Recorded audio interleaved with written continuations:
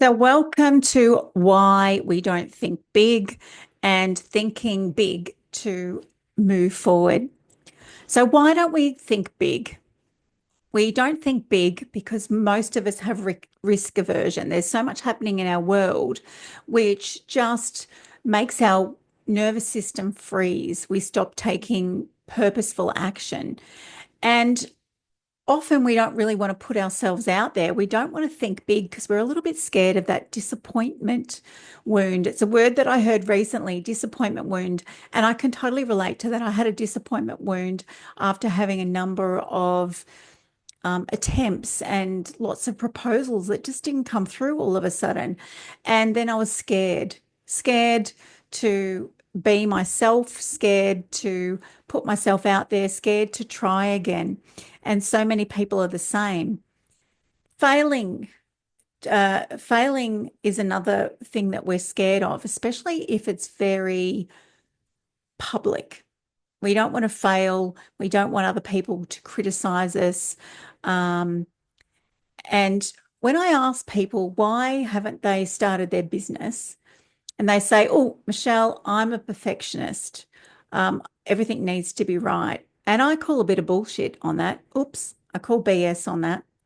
You aren't a perfectionist. You're just trying to control what other people think of you. And you're trying to control that by watching what you put out there in the world. You got to get over that to be great. Full stop.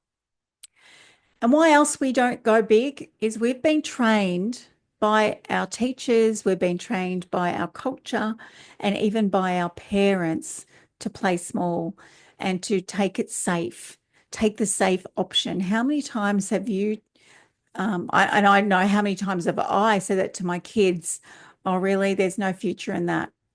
But now that's not what I would say to my kids, and I've just got off the phone actually from my eldest son and I said, do that. Do what you want to do, but make sure you go all in and you are the best at it. Even though what he was wanting to do was very obscure and very tiny little niche, I said, go, because somebody has to be the best. Why can't the best be you? Self-doubt is another thing that stops us from thinking big. You may not think you're that type of person. But are you that type of person who's going to let your old identity, your past self, maybe what you heard other people say about you, rob you of your future? You got to dare to grow. So when you're scared of thinking big, what I want you to do is surround yourself by big thinkers. You can join a community like mine in school, Making Money Being You, and you can see down below where to join. You've got to have people around you that walk the path with you. Because one of the things that happens when you think big, and this is one of the risks, is you want to expand, you start getting all these ideas. But then when your light gets bigger, so does your darkness, so does your shadows, and they come up and they dance around you and these fears, these like zombies. I was saying today in a call with somebody, they're like zombies coming at you. So when you dare to think big, they also get big. And this is why I was on that roller coaster for years, is because I would get so excited and think about the possibilities. I'm a big possibility thinker, but then the fears would come in just as big, just as bold. And I didn't quite know the way how to deal with them. You have to know as you get bigger, as you expand your vision, you need to have a strategy how to deal with that. So let's now connect to why is thinking big necessary? There's a great book. Actually, I've got the book here. There we go. It's not how good you are, it's how good you want to be by Paul Arden. You have to have a complete disregard for where your abilities are presently. You have to come from the vision. Your abilities will catch up. You'll be able to grow and you'll be able to expand into your vision. Don't let that limit you. You make the vision and then you grow and expand into that. Because have a look. Have a look at all the rich people and all the people around you that are doing really well. Some of them aren't the smartest. Some of them aren't, they're not the best looking. They didn't do that well in school. But what they did do is they wanted their vision to come true. They went all in on it. They committed to it. They saw themselves doing it. Talent only takes you so far, but ambition will take you everywhere. I don't know who said that, but it's so true. Your vision for where you want to go and what you want your business to look like is your greatest asset. So vision also gives you purpose and drive. Vision is your rocket fuel. Purely and simply, it's your rocket fuel for your actions. It's your motive for action. It's your reason to act. It's your mojo. It excites you as the founder, it excites your team, and excites your clients. And when you've got a big vision, it also fuels innovation. It fuels clarity, but only with action. And we're going to be talking about that soon. Benjamin Hardy,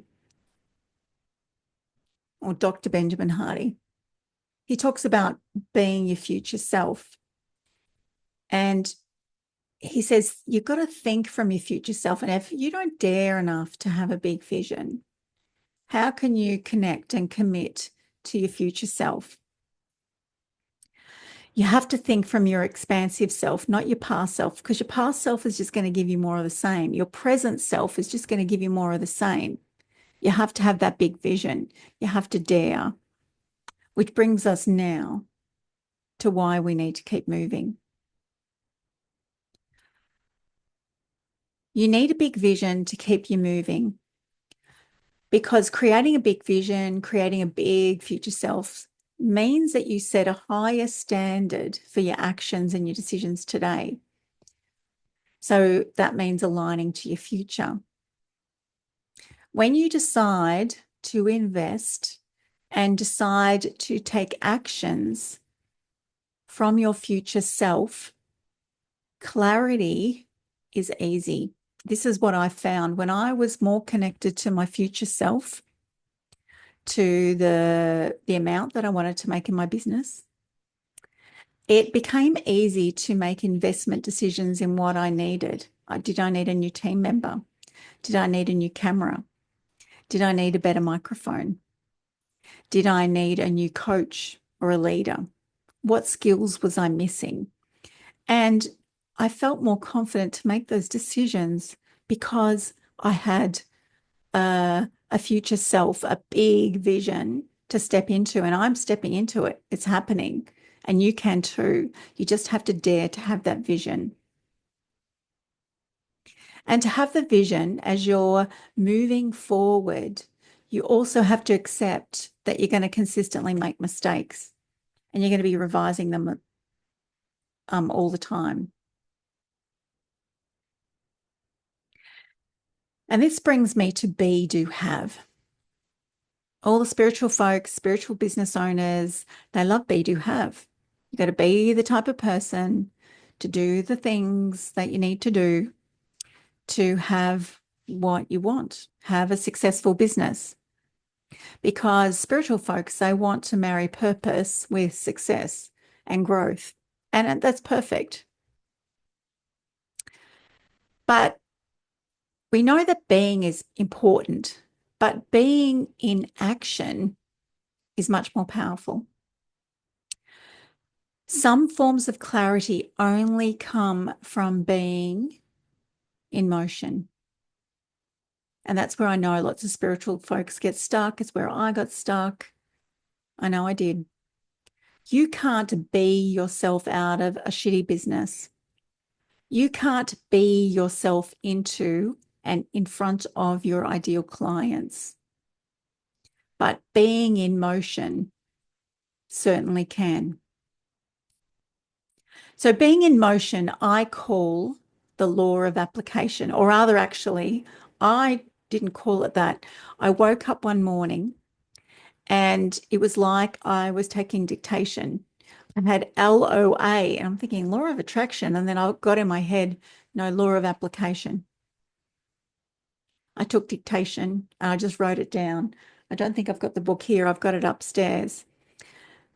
But you are in law of application, you apply the beingness. This is the motion. It's application of the beingness. It's actually the same thing. And it's not acting. It's not an act. Well, I say action, but it's not an action. You're not pretending to do the thing. It's not fake it till you make it. Fake it till you make it, just like B do have his old hat. You apply your future self, but the vision comes first. Remember, vision for the fuel, a big vision for motivation, and a big vision to apply application, your beingness. It's the only way now to build business today.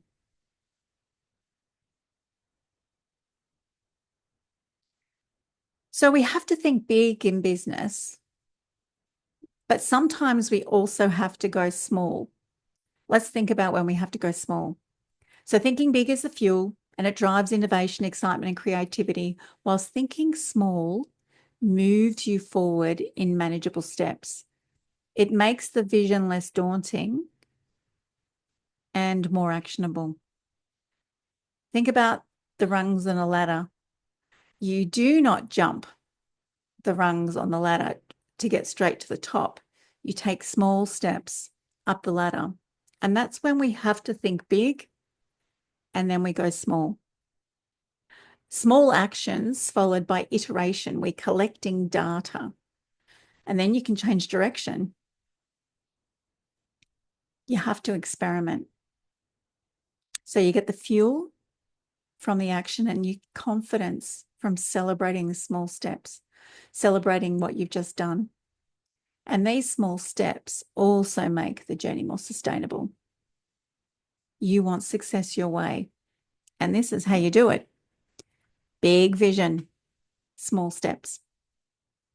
The people who are crazy enough to think that they can change the world are the ones who do. Steve Jobs. I'm Michelle Taylor, and go and be you, awesomely big and loud and proud, and create the business that you've always wanted.